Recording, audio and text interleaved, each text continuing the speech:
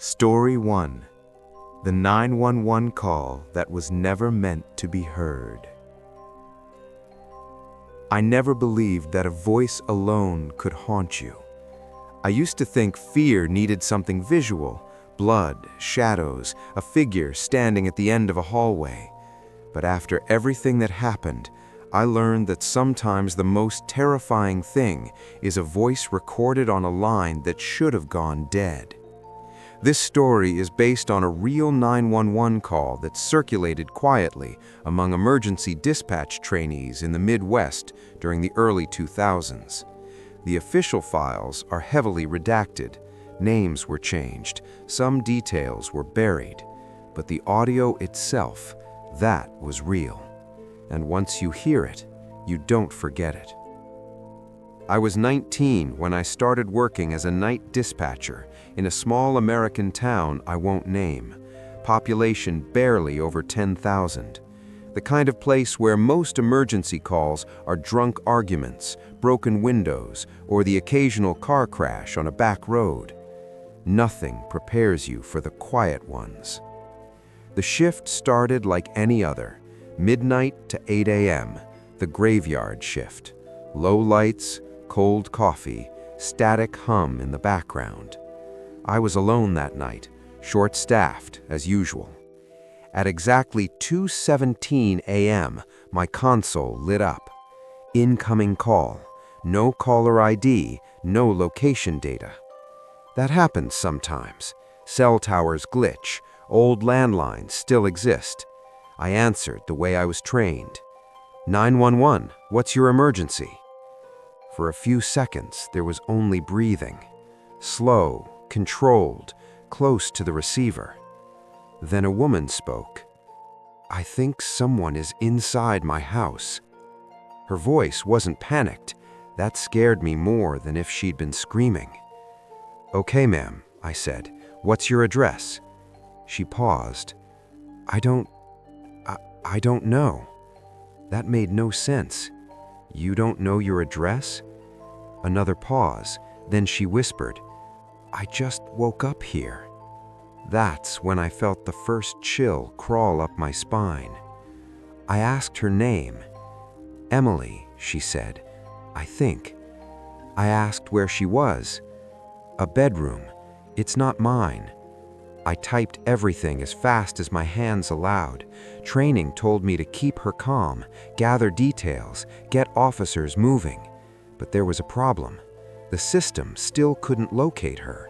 No triangulation, no signal bounce, nothing. Emily, I said slowly, can you tell me what you see around you? There's a dresser, family photos, none of them are me. Her breathing started to shake. And I hear someone walking. Where are they?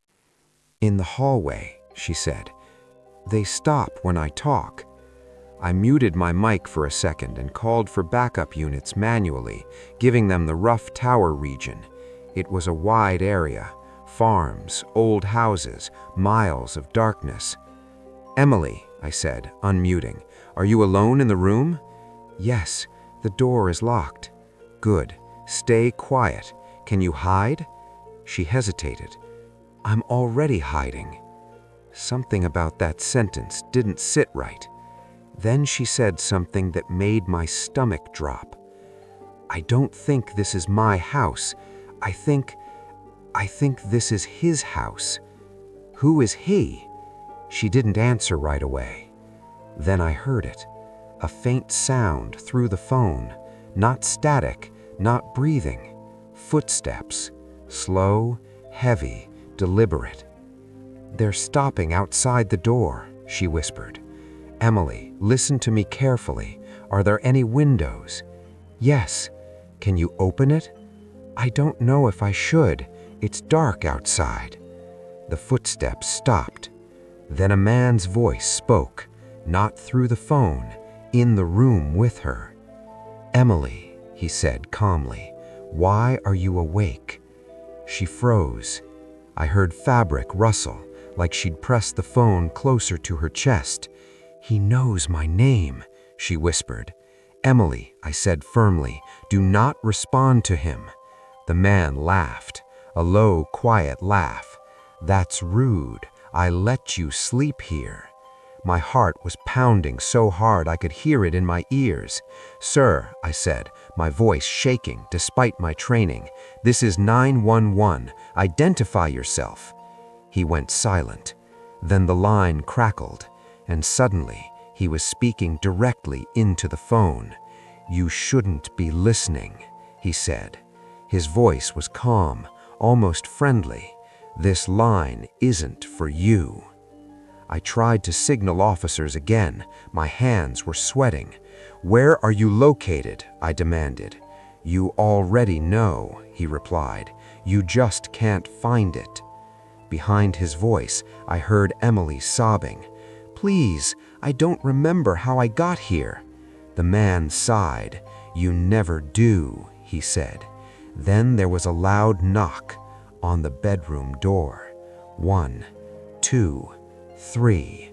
Each knock echoed through the call. "Emily," he said softly, "open the door." She screamed. The phone dropped. All I could hear was chaos, shouting, heavy movement, something crashing. I was yelling into the mic, begging her to run, to jump, to do anything. Then everything went silent. The call stayed connected. No breathing, no footsteps, just silence. After 30 seconds, I said, "Emily, are you there?" Nothing. Then the man spoke one last time. "She wasn't supposed to wake up," he said. Click. The line went dead. Police searched the entire region for hours. They found nothing. No house with forced entry, no missing woman matching her description, no reports, no fingerprints, no signs of struggle. The call log showed something impossible.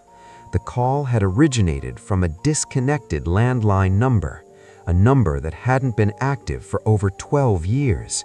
It was registered to a house that burned down in the late 90s, a fire that killed a man and his wife. They never had children. And yet, when officers searched the ruins the next morning, someone had left something behind. A phone, still warm, and a single word scratched into the melted plastic. Emily. That recording was removed from our system 2 days later. We were told never to discuss it. I quit a month after. Sometimes late at night, my phone rings with no caller ID. I never answer, because every once in a while, I swear I hear breathing on the other end. Story 2. He was living inside the walls. There's a special kind of fear that comes from realizing you were never alone. Not haunted, not watched from outside, but shared. This story is based on multiple real cases across the United States where homeowners discovered strangers secretly living inside their houses, sometimes for months, sometimes for years, without ever being noticed. This one, however, ended differently, and not everyone walked away. When my sister bought her first house in rural Pennsylvania, everyone said she was lucky. It was old, sure, built sometime in the 1940s, but it was cheap, quiet, and surrounded by trees. No close neighbors, no traffic. The kind of place where the nights were so silent you could hear your own thoughts. She moved in alone. That was the first mistake. At first, everything felt normal, cozy even. She sent me pictures of the fireplace, the creaky wooden floors, the attic window that looked out into the forest. She joked about the house having character. Then the calls started. Little things. "Did you ever notice houses make noises at night?" she asked one evening. I laughed it off. Old houses settle, pipes expand, animals get in the walls. That's what I told her. A week later, she called again. "Something keeps moving my stuff." I asked what she meant. Like, I'll leave a cup on the counter and it's in the sink when I come back, or I'll lock the back door and it's unlocked in the morning. I suggested stress, new environment, being alone. She didn't sound convinced.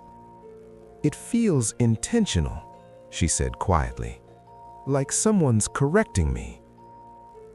The first truly disturbing thing happened about a month after she moved in. She woke up to the smell of food. Bacon, eggs. She thought she'd forgotten turning the stove off the night before, but when she went downstairs, the pan was still warm, and the front door was locked from the inside. She stopped cooking after that. Then came the noises. Not random creaks, footsteps, slow ones, always above her ceiling. She never went into the attic. She told herself it was squirrels, but squirrels don't walk in straight lines. One night, she called me whispering. "I can hear breathing," she said. "Where?" "In the walls, when I turn the lights off." I drove out the next day. I didn't tell her. I wanted to see for myself. The house felt wrong the moment I stepped inside. Not abandoned, not dirty, just occupied. Like walking into a room someone had just left. We checked the attic together. Nothing but insulation, dust, and darkness. But I noticed something strange. The insulation near the back corner was compressed, like someone had been lying there. I told her she should get cameras. She didn't. She didn't want to know. Things escalated quickly after that. She started losing time, hours she couldn't account for. She'd fall asleep on the couch and wake up in her bed, fully tucked in. She found muddy footprints in the hallway that didn't match her shoes. And once, just once, she woke up to find a note on her nightstand. It said, "You forgot to lock the window." She called the police. They searched the house, found nothing. They suggested a carbon monoxide leak. The detectors were fine. One officer laughed and said, "Maybe your house just likes you." She stopped sleeping. That's when he got bold. She woke up one night unable to move. Sleep paralysis, she thought, until she felt weight. Someone sitting on the edge of the bed. She tried to scream. A hand covered her mouth. A man's voice whispered inches from her ear. "Be quiet. You're safe when you're asleep." When she finally screamed, the room was empty. No doors open, no windows broken, just the smell of dirt and sweat lingering in the air. I moved her into my apartment the next day. We thought it was over. We were wrong. 2 weeks later, the new owners of that house called the police. They had noticed food disappearing, lights turning on by themselves, footsteps at night. They installed cameras. On the third night, the footage showed something horrifying. At exactly 3:12 a.m., a panel behind the kitchen cabinets slid open. A man crawled out, thin, dirty, barefoot. He moved through the house like he owned it, opened drawers, drank water, watched them sleep. Then he went back into the wall.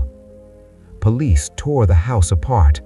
They found a network of hollowed spaces between the walls and attic, makeshift bedding, food wrappers, a journal. The journal belonged to him. He had been living there for over 4 years, watching different families come and go, learning routines, waiting. One page was underlined heavily. "The girl wakes up too much." Another line followed, "I need her to trust the house." They never caught him. No fingerprints, no DNA match. But the last page of the journal chilled everyone who read it. It simply said, "She still listens when I talk." To this day, my sister refuses to live alone. She sleeps with the lights on, and sometimes, when she's half asleep, she swears she hears someone breathing in the walls, waiting. Story 3. The road trip that ended in a missing persons file. Some roads should never be driven at night. Some stretches of asphalt carry a silence so deep it feels alive. This story is based on a real case that shook a small town in the Midwest. The missing persons report is still open. Files are available publicly, but most of the details you'll never hear on the news. And if you've ever driven alone on a country road after midnight, you'll understand why. It started as a simple road trip. Mark and Jenna, two college friends, were driving from Chicago to a small cabin Jenna's family owned in northern Wisconsin. Nothing fancy, just a weekend getaway, hiking, campfires, and a break from the city. The drive should have taken 5 hours, but that night it stretched into something else entirely. They left around 8 p.m., sunset already fading. The highway was empty, streetlights were sparse, just long stretches of black pavement flanked by endless trees. At first, they joked about the darkness. "Feels like we're the only people left on Earth," Jenna laughed. Mark played music, kept the volume high. Country, classic rock, nothing scary. Around 11 p.m., they reached a fork in the road. One path was a smaller, unlit country road. The GPS didn't recognize it, but Jenna said it would save them 15 minutes. Mark hesitated. "It looks abandoned," he said. "It's fine. It's just a shortcut. Trust me." They turned. The moment they entered the road, everything changed. The air felt heavier. The silence became oppressive. Even the radio seemed dull, distant, like it was underwater. Then they saw it. A figure standing at the edge of the road. Not moving, just there. Mark slowed. "Hello?" he called. The figure didn't respond. Then it stepped forward, not running, not waving, just gliding toward the road. Mark floored the accelerator. The figure didn't move fast, just stayed at the edge, watching, waiting. For the next 10 minutes, they saw shadows between the trees, figures glimpsed in the dark, some standing, some crouching, some barely human-shaped. Jenna tried to laugh. It's probably just deer, but deer don't walk upright. Halfway through the road, the GPS cut out completely. No signal, no satellite, nothing. The car lights only illuminated a few feet ahead. Everything beyond was a black void. Then they hit something. Not a deer, something solid, something that made a thump so loud it vibrated through the car. Mark slammed on the brakes. Jenna screamed. He got out to check. The asphalt was empty. No body, no debris, just tire marks that hadn't been there before. Mark's hands were shaking. "We need to go back," he said. Jenna agreed, but when they tried to turn around, the road didn't curve back the way it should have. It stretched straight ahead, endless. And that's when they heard it. A voice, whispering from the woods. "Don't leave, don't leave, don't leave." At first they thought it was the wind. Then the whispering turned into words, soft, deliberate. "Stay, stay, stay with me." They drove faster. The voice seemed to follow, outside the car, around them, inside the car. Every time they slowed, headlights catching the trees, they glimpsed figures crouched among the trunks, watching, waiting. Mark's hands were white on the wheel. "We're gonna die," he whispered. Then, without warning, the car stopped, completely dead. No engine, no lights, nothing. Jenna tried her phone. No signal, no calls, no service. They sat there in silence, listening. And then the whispers became laughter. Quiet at first, then louder, a chorus, echoing. The figures appeared at the edge of the headlights, thin, shadowy silhouettes, too tall, too still, watching, smiling.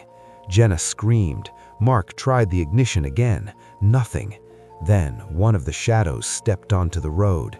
Its movement was jerky, unnatural. Mark panicked and tried to swerve. The car skidded. The shadow disappeared, but new ones appeared, all around the car, circling, not running, not chasing, just there. Hours seemed to pass, maybe minutes. Time had no meaning. Then the engine sputtered back to life. Mark floored it, not looking back. When they finally reached a small town near dawn, the sun rising, they thought it was over. They stopped at the first gas station, and that's when they realized they weren't alone. In the back seat, a figure, hunched, drenched in shadow, not moving, not breathing, just sitting, watching. Jenna turned. There was nothing. Mark looked back. Empty. They screamed, checked the locks, the doors, windows, everything secure. The police were called. The story they told didn't make sense to anyone. The officers took notes, checked the road. No evidence of figures, no abnormal tire marks, nothing. But here's the thing. Mark's car, the one he'd driven for years, had scratches on the inside of the doors, deep gouges, vertical, from something tall, something with strength. The official report said nothing, no explanation. The road had no reports of missing persons, no figures spotted by anyone else. Weeks later, Jenna's family checked the cabin. It was empty, clean, normal. But outside, they found footprints. Not small, not medium, large, massive, almost human, but not quite.